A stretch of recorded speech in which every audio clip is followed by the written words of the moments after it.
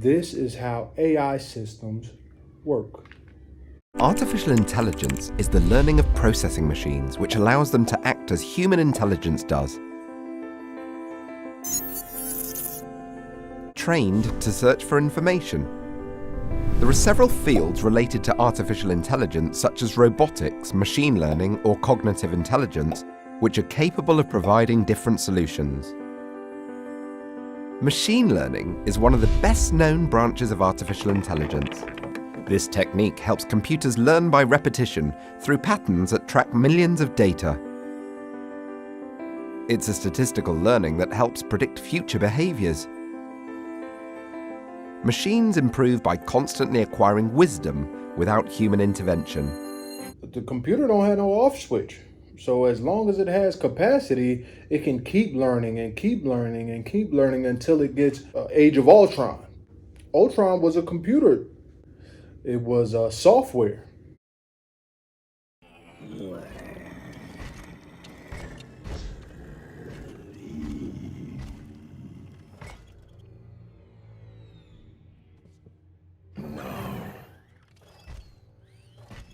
How could you be worthy? You're all killers. Those things don't sleep. So it'll keep learning and keep learning what is the extent of what it knows. Now, they say human beings are 99% smarter with their phone in their hand. We will have to be able to get ahead of these technology systems. And they're a great thing. It's definitely a great thing. We just need to know how to use it to our advantage. Cognitive intelligence is actually a more advanced scenario. Cognitive intelligence raises a more advanced scenario and makes methods based on statistical learning evolve. Machines are equipped with millions of definitions, slogans, concepts, and relationships in order to learn the context of language and understand the meaning of words. Computers read the information but also learn to understand, interpret, and reason. So you see how it's going faster and faster and faster? What's the use of an academic when you got this computer who can literally use your language, whatever language is input, to give you an answer that it's applied its own reason? Now, I'm on Reddit and I'm scrolling, and they sponsor the AI answer before all human answers. So it's already taken place. Now, at this point, the AI answers don't really make sense. They're still kind of machiney and devout of human emotion and context. Like, it doesn't really thoroughly understand context and emotional intelligence and the value of words and habits and things like that. But over time, it will get that. So, how can we distinguish the value of different technologies? The human brain clearly visualizes an animal or a car.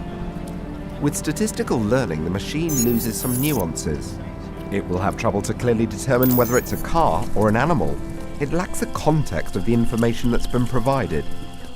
Cognitive intelligence understands the context and will quickly distinguish between a jaguar that walks through the jungle and a jaguar that runs through the city. I still don't believe the computers will be able to differentiate. If there's 4 different definitions of something, the computer normally is going to pick the wrong one. I mean, just now, or it's going to pick the first one. Like they said, a jaguar in the jungle or a jaguar in the city, the computer is not going to be able to differentiate that, especially because the computer is going to have to know companies, not just dictionary definitions. So all that's going to have to be input, and then it's going to have to differentiate one from the other based on context. And like you said, context, they're having a tough time inputting context because it's so much knowledge out there.